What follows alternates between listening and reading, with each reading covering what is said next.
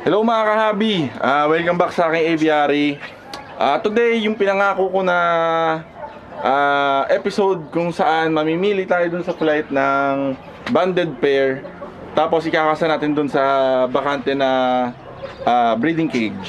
Kaso mga kahabi, nagkaroon ng aberya. Nagkaroon ng hindi inaasahan na pagkakamali. Panoorin nyo to.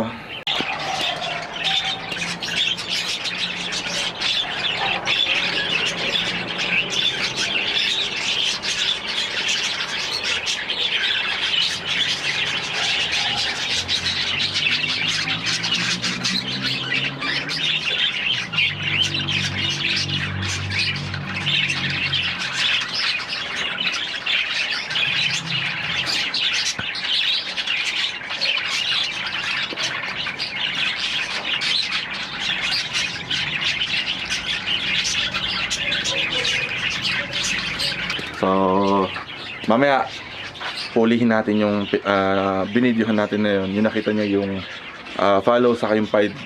Pulihin natin yung mamaya, tapos nakita naman natin na banded sila. Ito nyo naman, nangungulit na yung follow dun sa pied. So, mukhang okay naman. Mukhang banded naman na sila. Possible banded pair. So, kukunin natin sila, tapos mamaya hulihin natin sila doon sa flight cage. Ilalagay natin sila doon sa bakanting breeding cage.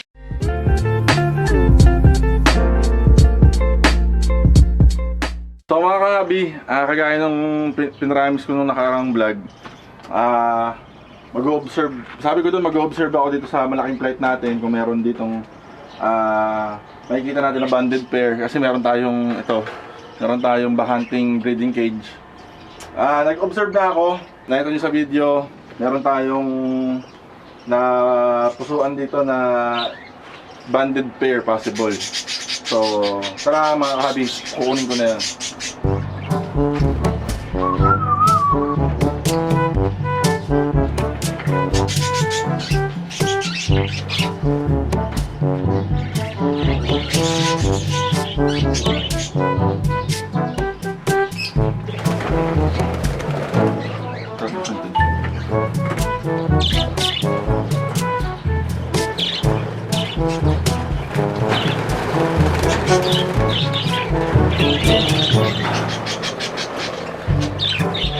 Iwan doon mga kahabi, gawin natin yung kaparas nito.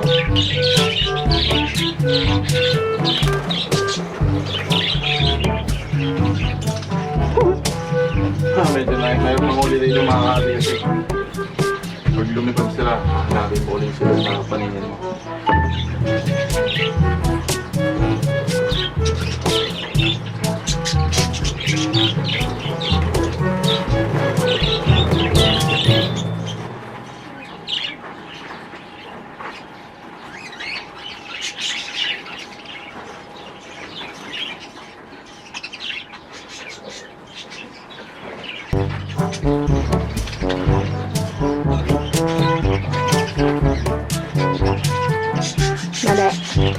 Mali.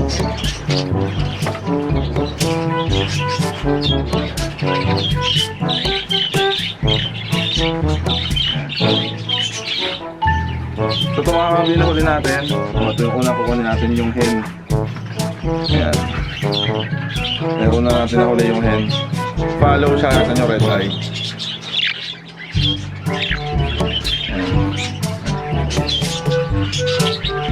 Uy! Oh my God.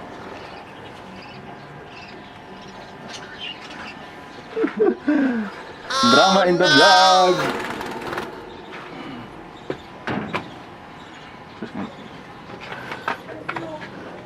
Oh, shoot. Pahuhuli mo pa? Huli natin yan.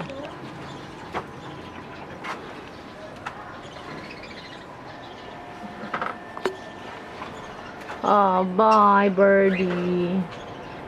Oh no! Kailangan po gawin. Uy, baka lumipad palabas. Kailangan po gawin.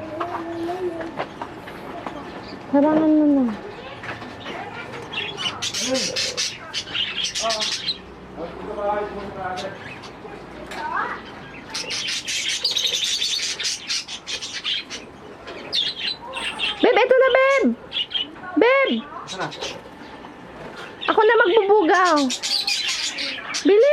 Ayun, nandun sa kanto. Ayun o. Pumasok na siya, mahuhuli mo na. Bilis. Saan doon? Ayun o. Hindi mo ba nakikita? Ayun o. Pumasok na siya dun o. Oh, shoot. Lumabas? Hindi. Hindi siya makakalabas?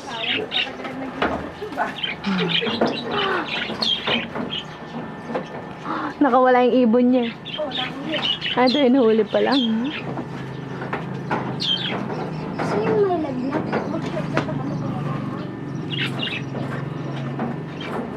Boom, boom, boom. Oh, lilipad na. No! No! Nahuli mo? Hindi. Ha? Hindi. Ako magbubugaw. Oh, wait lang, wait lang.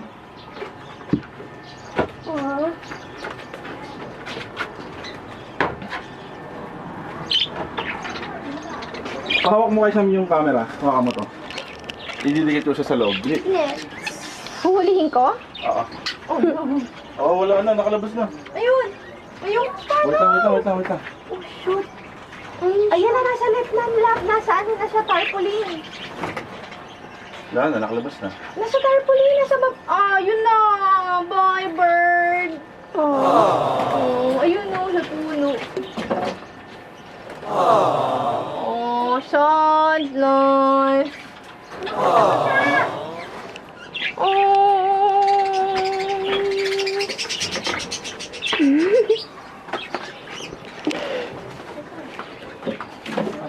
Sa SM Square.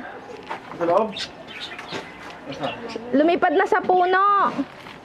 Hindi mo na makikita.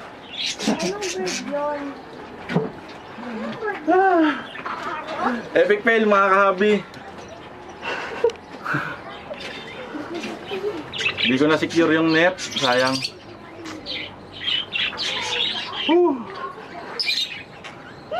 Usually hindi nangyayari yun kasi usually pagkahuli ko nilalagay ko na agad dito eh kasi pinakita ko pa eh. Oh, sad.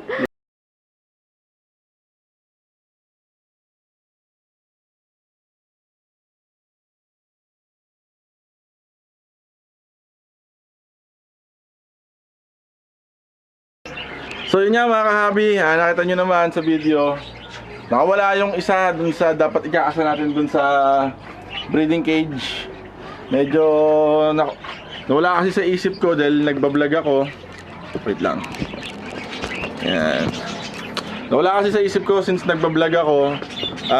Nakalimutan ko i-secure yung net.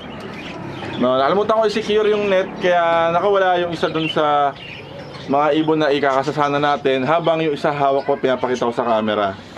So, ginawa ko, nag-observe na lang ako ulit.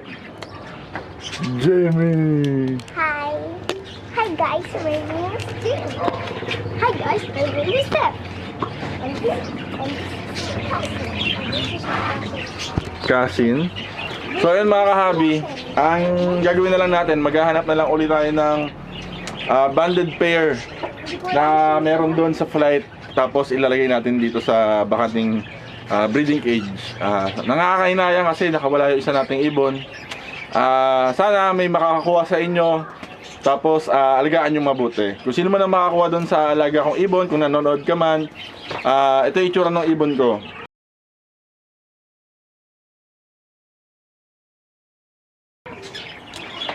Kung makuha mo man yung ibon ko, alagaan mong mabuti. Sa'yo na yan. Yun lang naman ang concern ko. Sana may makahuli sa kanya tapos alagaan siyang mabuti. So medyo sayang kasi yun na yung yun yung best na choice ko na ikakasa dito sa flight cage natin. Yun sana yung best na option na nakita ko sa selection dun sa flight cage na ikakasa dito sa breeding cage. Pero since nga nangyari yun, change of plans. Kung napanood niyo yung previous ko na video regarding sa infertile na itlog, meron kasi ako dito na pair. Yung hen mukhang medyo matanda na siya. Hindi naman sobrang matanda pero mukhang pang retirement na yung age niya, since lahat ng iniitlog niya puro, kung hindi clear eggs, yung soft shelled lang. So ang ginawa ko, nilagay ko muna siya dun sa flights. Tapos yung partner niya naiwan dito sa breeding cage. Tara, papayat ako sa inyo. Ayan. Ayan. Meron tayong yellow face opaline. Ayan. So ang gagawin na lang natin mga kahabi, hahanap tayo ng hen na maganda doon sa flight cage natin. Tapos hahanap din tayo ng banded pair na pwede natin ikasa doon sa bakanting breeding cage. Tara, samahan niyo ako. Ayan. Yun yung kukunin natin sa kabila. Ayun, ito. Ayan silang dalawa. Back frill na opaline blue. Saka recessive pied na hen. Ayan. So, confident ako mga kahabi na yung dalawa na yun, banded pair na sila. Tapos, hahanap na lang tayo ng isa pang hen na maganda para ipapartner natin dun sa cock na nandito. Tara, samahan niyo ako.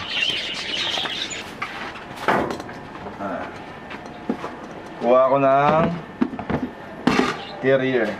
Carrier. Papasok ako sa loob. Silipin muna natin sa labas. Okay.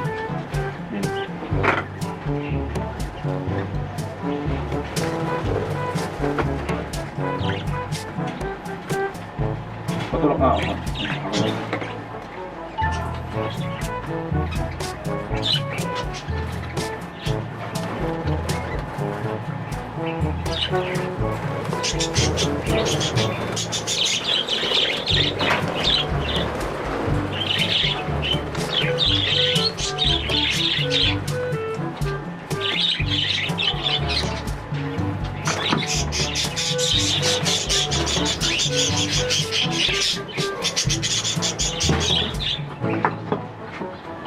Huli na natin yung pack mga kahabi.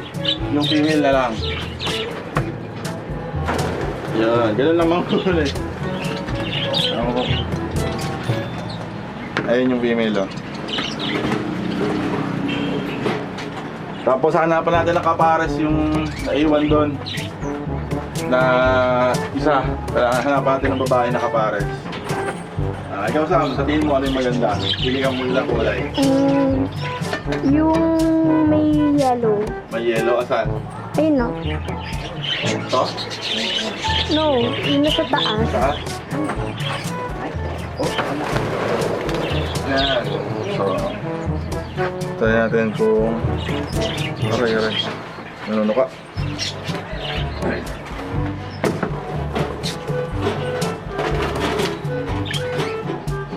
Okay, tara, labas tayo. Pakita ko sa inyo yung nahuli ko. Pa? Medyo lang. Meron din naman. May ilaw naman eh. Medyo mainit lang kasi yung hangin. Ang galing ko bukas.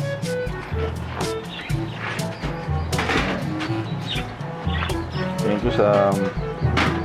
Tapos ko na. Sige pwede. So mga kahabi, ito yung napili kong pair na ilalagay natin dun sa ating flight, sa ating breeding cage. Yan. Yan o. Yung hen, ito itong recessive pied. Tapos ayun yung cock. Yung frill. Yung sa likod. Yan, frill na opaline. Blue opaline frill. Yun. Ayun sa likod. Tapos ito yung kapartner niya, hen. Yan.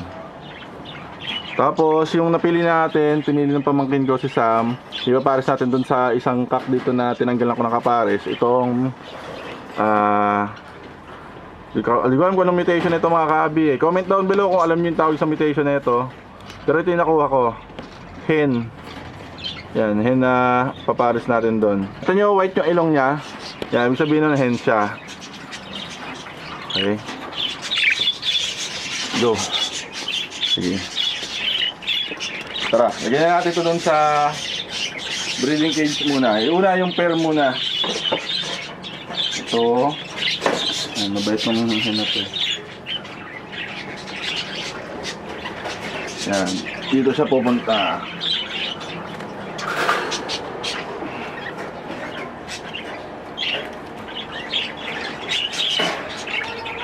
Ito isa. Partner niya. Yan.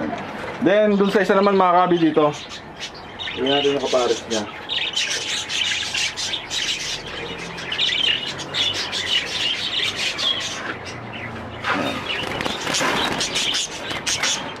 Thank you, Sam. Here. Here. Kamay lang. Here. Isa pa. Yan. Thank you. Mga kabi, yun lang. Nakakuha tayo ng dalawa dito na pwede natin pagparisin. Today is May 16. Observe na lang natin kung ano yung progress dito in the coming days, mga susunod na mga araw. Observe natin kung magkakasundo ba sila, pero looks like magkasundo sila mga kabi, kasi kakakuha ko lang sa kanila pero nagdidikit na sila kaagad. Good sign yan mga kabi. Nakita nyo right away, oh. Survey na agad nung hen yung nest box. So kung nakita nyo yung ilong nung cock, green ay blue, so sabihin ready na siya mag-breed. Same dun sa hen. Yung hen mukhang ready na rin, oh. Sinasurvey niya na agad yung nest box. Yan sila. Recessive pied, normal head, tapos crested back frill na blue opaline. Tama, blue opaline.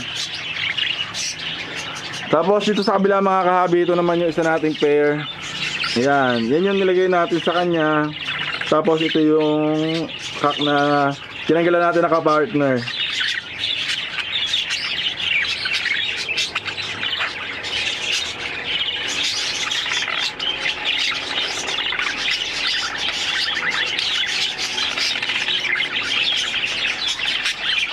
Ayan, mukhang gusto nang ligawan ng cock yung hen, mukhang gusto niya na subukan, ayan.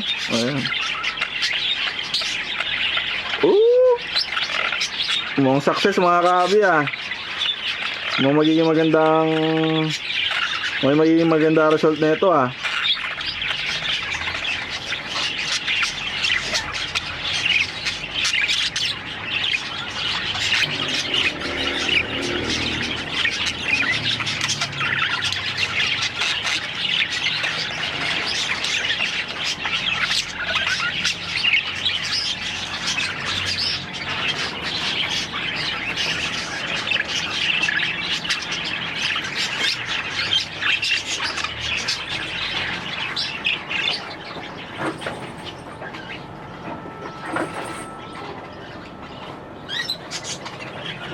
So mga kahabi, nakita nyo naman, mukhang maganda yung magiging result nitong ginawa natin.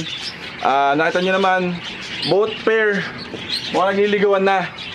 Saka mukhang wala namang, hindi naman sila nag-aaway, so mukhang gusto rin ng hen doon sa nanliligaw na cock. So today is May 16 mga kahabi. I-update ko kayo doon sa magiging score nung dalawang bagong pair dito. I-monitor natin sila, tapos i-update ko kayo agad kung ano yung update sa kanila, kung meron tayong magandang balita, kung okay ba yung result ng ginawa natin. So yun lang mga kahabi, yung usual na ginagawa ko. Nag-spot lang ako, titingnan ko lang sila sa flight cage kung sino yung nagsusubuan, sino yung lagi magkatabi. Kapag lumipad yung isa, sino yung lagi sumusunod. Tapos titingnan ko kung sino na yung matured sa kanila. By pag-check kung sino na yung matured sa kanila, titingnan ko sa ilong. Kasi nasa ilong mga kahabi, doon malalaman kung breeding condition na ba sila, kung ready na sila. Dito yung planado na, dito yung pinlan ko na pair, pero happy pa rin ako kasi kahit nawalan tayo ng ibon na isa kanina, nakita nyo naman doon sa clip, okay naman yung result nito. So mukhang magiging okay naman mga kahabi, kasi yung in-introduce natin yung dalawang bagong pair, mukhang maganda naman yung pag-accept nila. So mamatyagan na lang natin, i-observe natin sa mga darating pang mga araw kung mag-pair ba sila ng successfully. Pero no complaints in my end mga kahabi, kasi though nga inyakat nga na may nakulang ibon kanina, tingin ko ano lang yun, tax. para dito sa bago nating kinasa. So, wish me luck mga kahabi. Sana maging maganda yung kalabasan itong ginawa natin. So mga kahabi, gusto ko lang magbigay ng reminder sa susunod na huhuli kayo ng ibon para make sure na hindi kayo makakawalan. Mas maganda kung secured na hawak ninyo yung mga ibon, no? Make sure na hindi sila makakawala. Kasi ako kanina medyo naging pabaya ako. Nung pagkakuha ko ng unang ibon dun sa net, medyo na-complacent ako. Hindi ko alam na open pala yung net. Tapos umakit na yung isang ibon. Nakawala na. So, doble ingat mga kahabi. Learn from my mistake. And if ever mga kahabi na makita niyo sarili nyo or you found yourself na in the same situation as I am, mga kahabi, laging tatandaan, charge it to experience na lang. No? Hindi kayo natalo kung may matututunan kayo dun sa pagkakamaling nangyari. So, that's it mga kahabi. Kung nagustuhan niyo itong video na ito, please hit the like button. Comment below kung meron kayong suggestions, questions, or meron kayong mga inquiries. And please subscribe to this growing channel for more and future videos. Pakishare na rin mga kahabi para sa mga kapwa natin, mga kapatid sa larangan ng bird keeping. Maraming salamat mga kahabi. Kita-kita tayo sa mga susunod pang videos. Ingat po kayong lahat. Keep safe, God bless, and happy bird keeping.